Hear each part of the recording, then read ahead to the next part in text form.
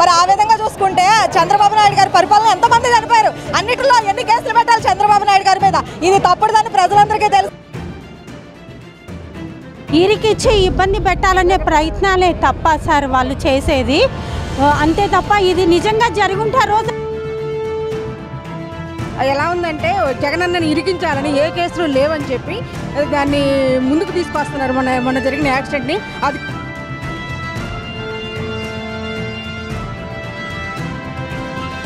జగన్మోహన్ రెడ్డి గారు కాను ఎంత స్పీడ్గా వెళ్ళిందండి, మీరు అందరూ గమనించారు కదా. పల్నాడు ఘటన సంబంధించిన సంఘయాత్ర కేసులో జగన్మోహన్ రెడ్డి గారు ఏటుగా పెట్టారు, అలా స్పందిస్తారు. చాలా తప్పుడుగా పెట్టారండి అవి కేసులు. వాళ్ళకి చంద్రబాబు నాయుడు గారు అలా అనుకుంటే పుష్కరాల్లో ఎంతమందిని చంపారు చంద్రబాబు నాయుడు గారు. కందుకూరు ఘటన చూశారు మనం, కందుకూరు ఘటనలో ఎంతమందిని చంపారు.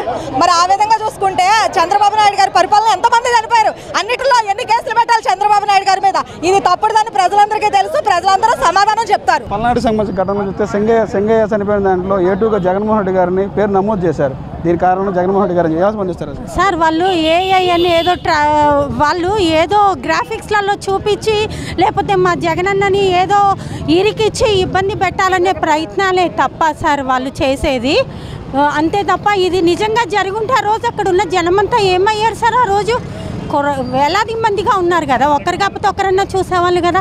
వీళ్ళు గ్రాఫిక్స్తో క్రియేట్ చేసి జగనన్నని ఇబ్బంది పెట్టే ప్రయత్నమే తప్ప వేరేదైతే ఏమీ లేదు సార్. చాలా అధ్వానంగా ఉంది సరే, అందుకే జనం వన్ ఇయర్ కాకముందే రోడ్డు మీదకి వచ్చేసారు జనం అంతా. ఎలా ఉందంటే జగనన్నని ఇరికించాలని ఏ కేసులు లేవని చెప్పి దాన్ని ముందుకు తీసుకొస్తున్నారు. మొన్న జరిగిన యాక్సిడెంట్ని అది జగన్మోహన్ రెడ్డి గారు కాన్వాయ్ తగిలి కాదు, ఆయన తోపులాట్లో పడిపోయారు. అంతవరకే జగన్మోహన్ రెడ్డి గారు కాన్వాయ్ ఎంత స్పీడ్గా వెళ్ళిందండి, మీరు అందరూ గమనించారు కదా. కూటమి ప్రభుత్వం ఎందుకు ఇంత అబద్ధాలు, ఇంత మోసం, ఇంత ఇది చేయాలి, అందరినీ జైల్లో పెట్టాలి, మాట్లాడిన వాళ్ళందరినీ చూసారా సార్? ఈ క్రౌడ్ చూసారా ఎంత క్రౌడ్ ఉంది?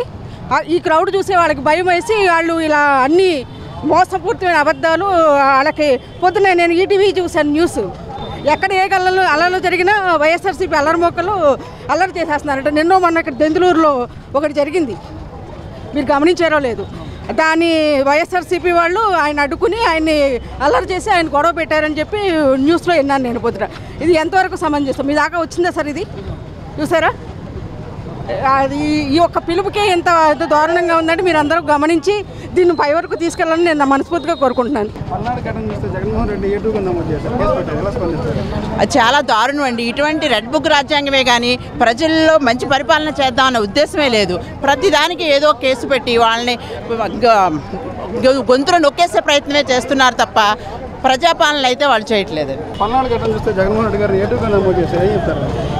ఏమంటే అది అసలు తెలుసుకోవాల్సిన విషయం కాదు. ఒకటే చెబుతున్నా, ఈరోజు ఇంతమంది నిరుద్యోగులు రోడ్డు ఎక్కారంటే అది ఒక్కసారి ఆలోచించుకోండి. అప్పుడు మీరు సీఎం అవడానికి ఈ జనమే కారణం.